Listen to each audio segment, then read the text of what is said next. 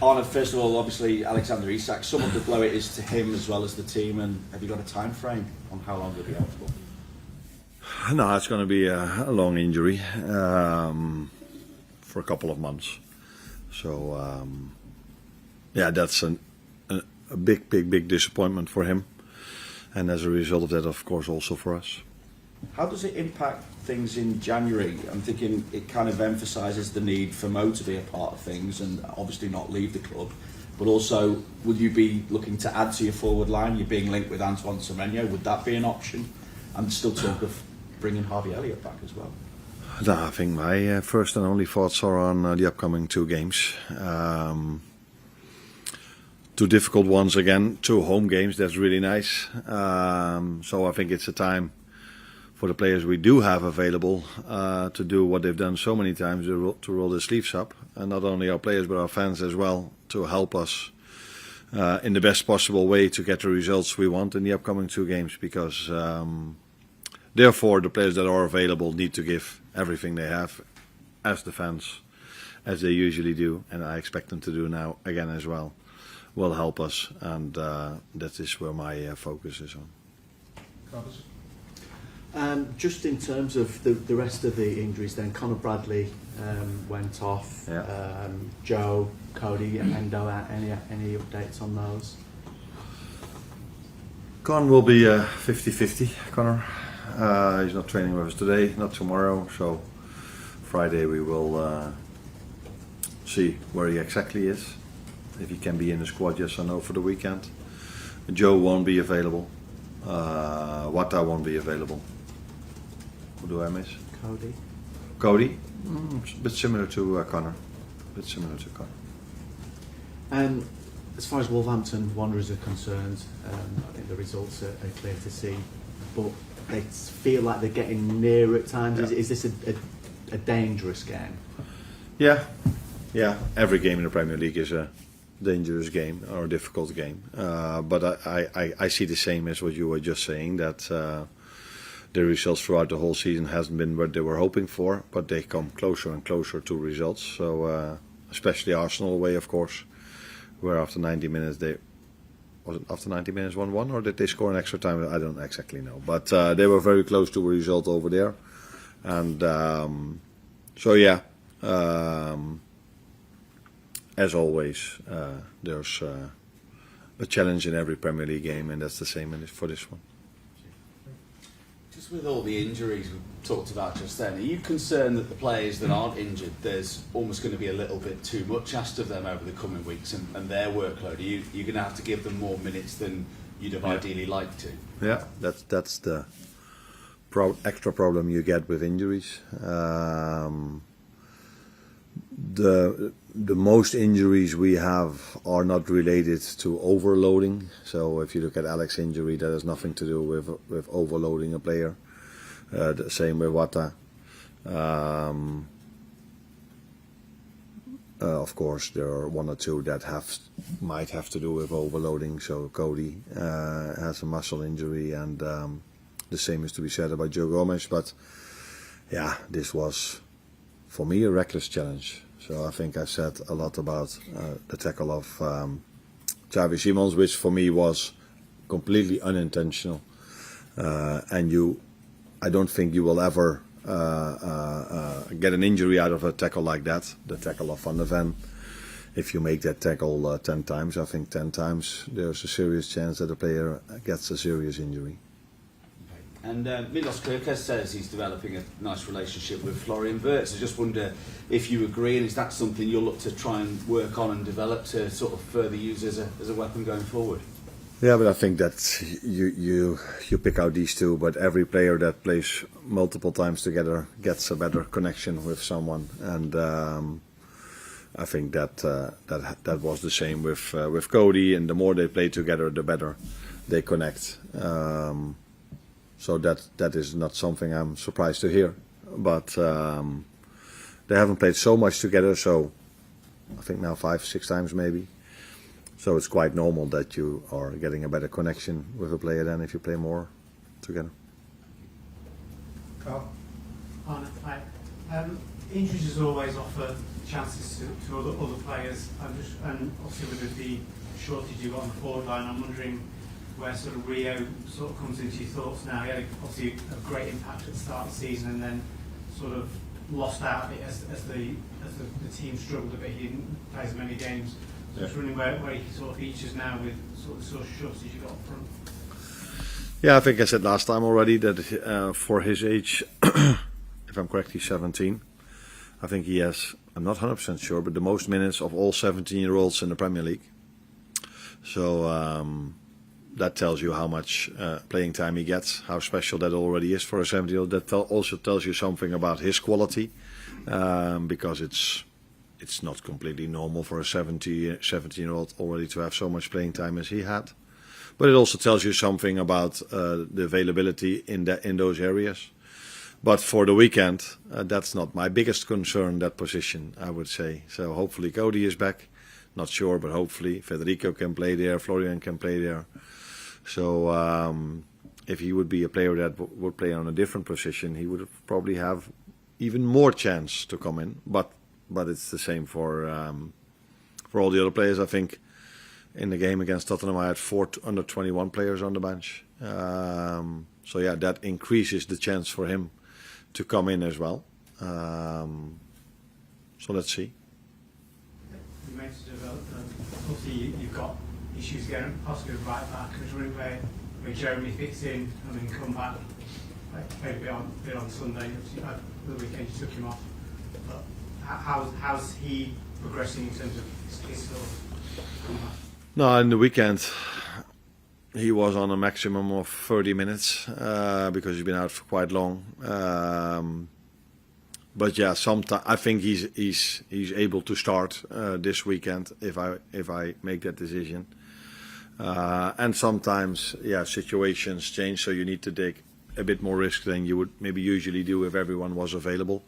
So that's what I mean. The players that are available have to roll their sleeves up, including our fans, to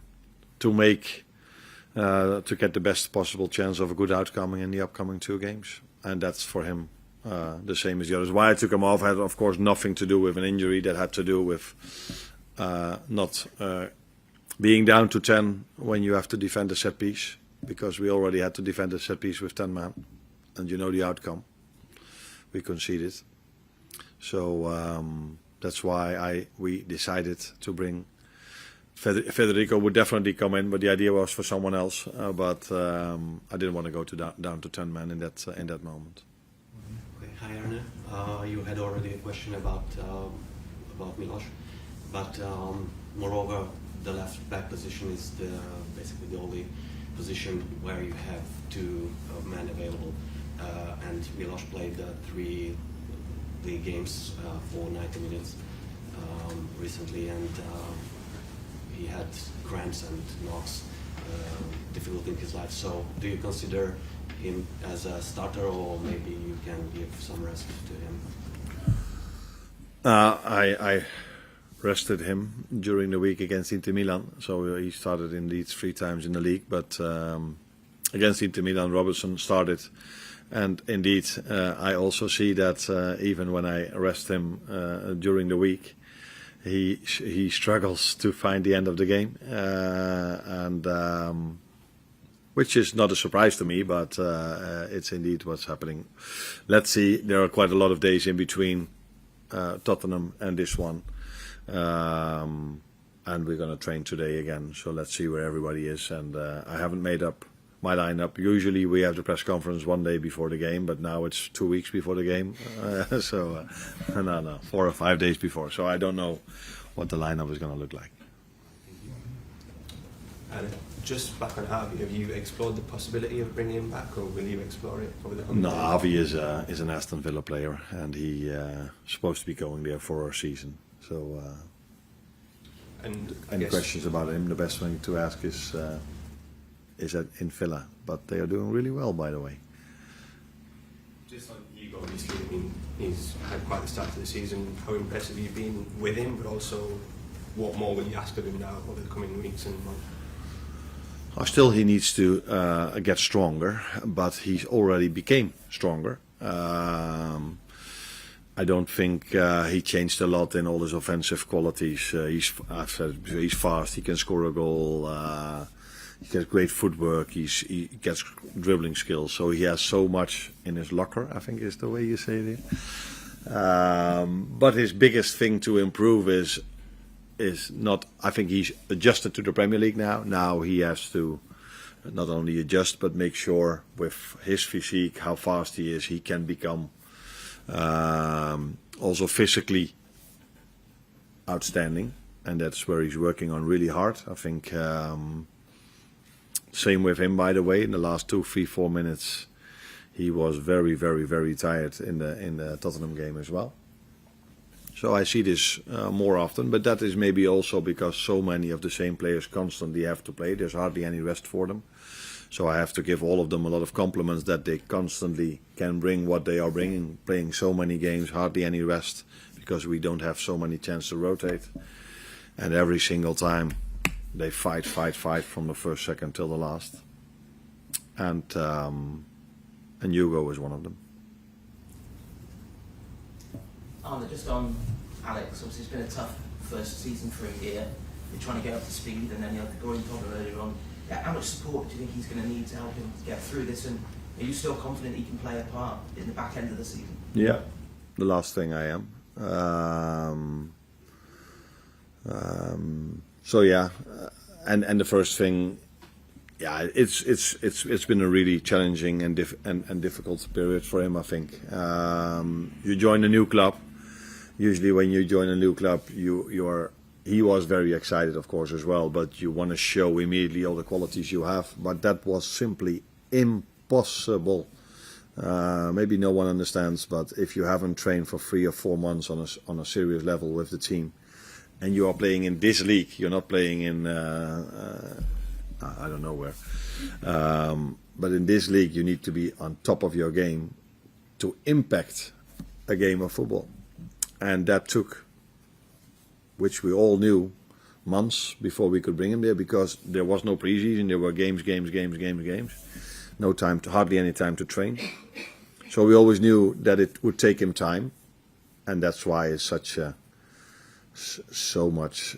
He's so unlucky that he's now injured, because I think we all saw with his goal against West Ham, with this goal, that he got closer and closer to the player he was last season at Newcastle. But yeah. Is Florian okay? Yeah. That just cramped. Yeah. Yeah.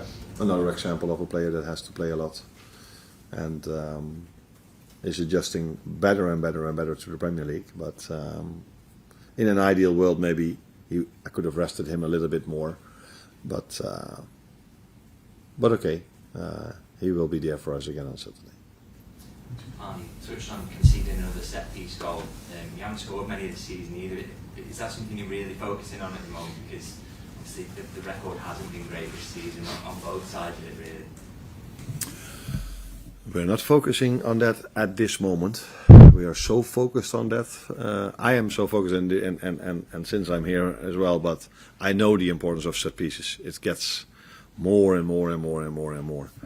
That's why we are so annoyed by our current record, because it's impossible to play top 4, top 5 with our set piece balance, let alone winning the league. So we're the only team in the top end of the table that has a negative set piece balance. All the others are positive set piece balance, and we're not only negative, we're -8. -8, and we're still on equal points, 4th, I think, if I'm correct. So we all know why, because in open chances created, we're the number 1 in the league. So no one has to tell me how important set pieces are, and not even any manager in the world anymore, let alone in the Premier League, because the Premier League is now, if I say 50-50, I exaggerated a bit too much, but set pieces are so important. That's why it's a big frustration for us that we are where we are this season, because last season, when we were halfway through the season, we had not even conceded one set piece yet. And in the second half of the season, where I've said many times already that we didn't play the same football anymore as we did the first half of the season, not as good anymore, for all kind of reasons, but we had a great set piece record, because I think we scored 7 set pieces the second half of the season. So it's a chance for you winning the league if you have a good set piece balance. But if we are -8 and Chelsea is, I think, +8, Arsenal's +8. I don't exactly know the numbers, but they're all. United is very high in set pieces. So if you look at that, you could almost say how special it is that we are having the points we're having. If you have that set piece balance. What do you think has changed though from last season? Why Nothing. is it different? Nothing. Our setup is the same. Defensively, our setup is the same as almost any other team in the league. And if you look at XG, you probably know what it is. Then you wouldn't expect us to concede so many goals we've expected. So that you could argue then if things go back to normal, we will not concede as much anymore. But yeah, is it after half a season still a coincidence that we concede so much more than what you would expect us to concede? Yeah, that's a difficult one. But our setup has been mostly the same. Of course, in the summer we've changed players. Everybody only thinks we brought in, but we did lose a few as well. But I don't even think that has had so much impact because the ones we've lost were not the ones that were defensively the ones that made sure we didn't concede. Just for the breakout, we need 2 questions that are invalid until 1:30 p.m. on Boxing Day. Yeah, Boxing Day.